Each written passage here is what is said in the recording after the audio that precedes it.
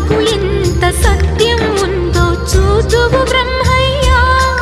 నీ సాక్ష్యం ఎంత విలువైందో ఓ అగ్ని చూడయ్యా. నువ్వు రామా అరుంధతి, ఇదే నీ దర్శన ఫలమైతే ఎటైనా దాగిపోవమ్మా. నిజంగా పెళ్ళికి బలముంటే సూటిగా ఇటు దిగి రావమ్మా.